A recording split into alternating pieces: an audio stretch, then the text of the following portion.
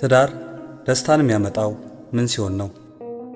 አንድ ወንድና አንዲት ሴት የተጋቡት ወይም የሚጋቡት መንግሥተ ሰማያትን ለመውረስ በሚያደርጉት ጉዞ ላይ አብረው እየተጋገዙ እየተደጋገፉ ለመሄድ ከሆነ ትዳራቸው ታላቅ የሆነ ደስታን ያመጣላቸዋል።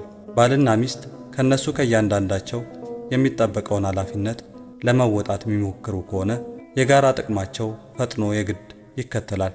ለምሳሌ ሚስት ቁጡ የሆነ ባሏን እንኳን ለመታገስ ዝግጁ ከሆነች፣ ባልም እንደዚሁ ግልፍተኛ የሆነችውን ሚስቱን እንዳያስቆጣት የሚሞክር ከሆነ በዚህ ጊዜ በመካከላቸው የተሟላ ሰላም ይመሰረታል።